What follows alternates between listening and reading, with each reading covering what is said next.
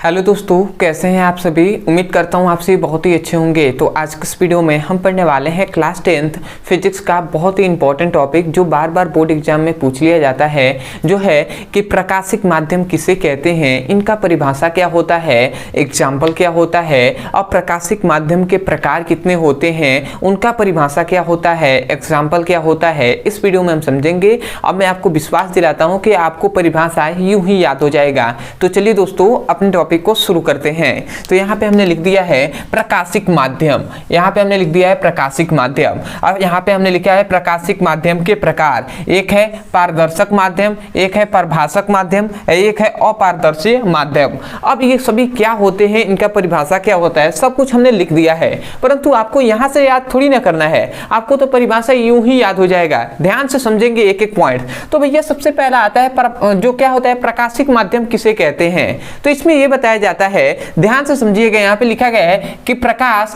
जिस माध्यम से होकर गुजरता है उसे हम प्रकाशिक माध्यम कहते हैं। सिंपल वे में, सिंपल है, कुछ यहाँ पे याद नहीं करना है। जिस माध्यम से प्रकाश किरणें गुजरता है उसे हम प्रकाशिक माध्यम कहते हैं। समझ में आया ना। मतलब जिस माध्यम से प्रकाश किरणें ये गुजर रही हैं, ठीक है, ये सभी प्रकाश किरणें हैं और ये सब गुजर रही हैं किसी माध्यम में, ठीक है, तो उसे हम क्या कहते हैं, प्रकाशिक माध्यम कहेंगे। जैसे कि अभी आप मान लेते हैं कि अभी आप तो खड़े हैं पारदर्शी माध्यम, जैसे कि मान लेते हैं आप जो क्या है, वायु या निर्वात में खड़े हैं, मतलब वायु माध्यम में आप खड़े हैं, वायु माध्यम में हो या जल माध्यम में हो या कांच माध्यम में हो, तो उनमें जब प्रकाश जिस माध्यम से गति करेगी, ठीक है, तो जिससे होकर, मतलब जिस माध्यम से होकर वो क्या करती है, गुजरती है, उसे हम क्या कहते हैं, क्या कहते हैं, प्रकाशीय माध्यम कहते हैं। तो आशा करते हैं कि आपको समझ में आया होगा कि प्रकाश जिस माध्यम से होकर गुजरती है उसे हम प्रकाशिक माध्यम कहते हैं। तो ये हो गया प्रकाशिक माध्यम का परिभाषा।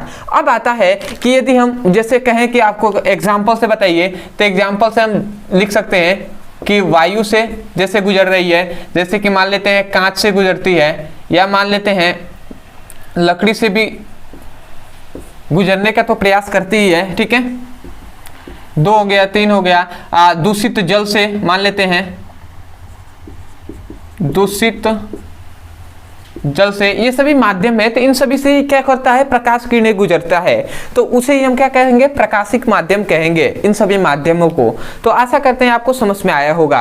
अब आते हैं कि इसे 3 भागों में बांटा गया है। कितने भैया, 3 भागों में। एक आता है कि पारदर्शक माध्यम। अब पारदर्शक माध्यम किसे कहते हैं, तो बहुत ही सिंपल है, जिस माध्यम से प्रकाश किरणें के समस्त भाग गुजर जाता है, मतलब जिस माध्यम से प्रकाश का अधिकांश भाग क्या होता है, बाहर निकल जाता है या गुजर जाता है, तो उस माध्यम को हम क्या कहते हैं, पारदर्शक माध्यम कहते हैं।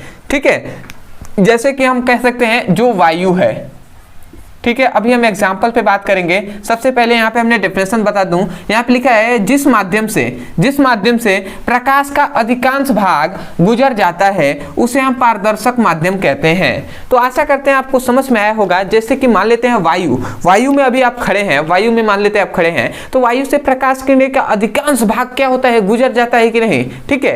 वैसे ही आपका जो वायु हो गया, ये इससे क्या होगा, प्रकाश किरणें का अधिकांश भाग गुजर जाएगा। जैसे कि कांच होगा दूसरा, ठीक है, या जो शुद्ध जल होगा, ठीक है, शुद्ध जो जल होगा, इन सभी से प्रकाश किरणें का अधिकांश भाग गुजर जाता है, ठीक है, तो उसे हम क्या कहते हैं, प्रकाशिक, जो क्या कहते हैं, पारदर्शक माध्यम कहते हैं। ऐसे ही आता है पारभाषक माध्यम, ठीक है। अब यहाँ पे है पारभाषक माध्यम। तो यहाँ पे ये लिखा गया है कि जिस माध्यमों से प्रकाश का केवल कुछ ही भाग गुजर पाता है, तो उस माध्यम को हम क्या कहते हैं, पारभाषक माध्यम कहते हैं। जैसे कि आपका लिख दिया जाए, जैसे एग्जाम्पल में यदि मैं कहूं, तो यहां पे हो जाएगा दूषित जल, ठीक है। और मैं 2-3 एग्जाम्पल दूंगा। सबसे पहले यहाँ पे डेफिनेशन में बता दूं, यहाँ पे लिखा गया है जिस माध्यमों से प्रकाश का केवल कुछ भाग गुजर पाता है, तो उस माध्यम को हम पारभाषक माध्यम कहते हैं। जैसे कि दूषित जल, मान लेते हैं आपने मान लेते हैं एक कांच का गिलास है, उसमें आपने क्या किया, मिट्टी को डाल दिया। जैसे उस कांच के गिलास में आपने क्या किया, पानी है और उसमें आपने मिट्टी को मिला दिया, तो क्या हो गया, दूषित हो गया। अब दूषित जल में यदि आप प्रकाश किरणों को यदि आप गुजारते हैं, तो बताइए नीचे का आपका जो तल होगा वो दिखाई देगा?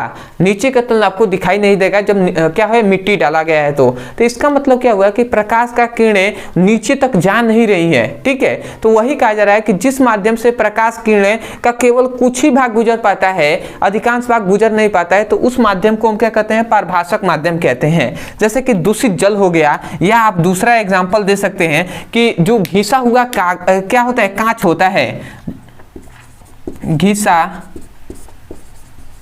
हुआ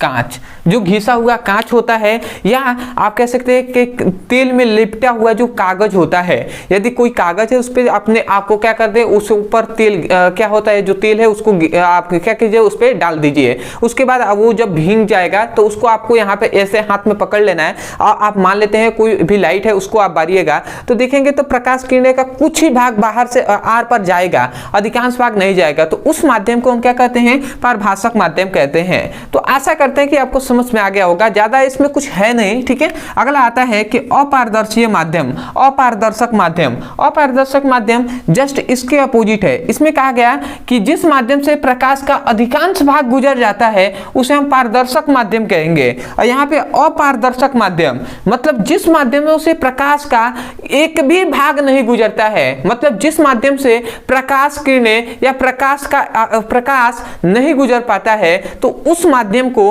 हम क्या कहते हैं? अपारदर्शक माध्यम कहते हैं। इसलिए हमने यहाँ पे लिखा है कि जिस माध्यम से प्रकाश का कोई भी भाग नहीं गुजर पाता है तो उसे हम क्या कहते हैं? अपारदर्शक माध्यम कहते हैं। तो आशा करते हैं आप समझ गए होंगे। जैसे कि मान लेते हैं लकड़ी, जैसे एग्जाम्पल क्या आपने दिया? हमने दिया लकड़ी का,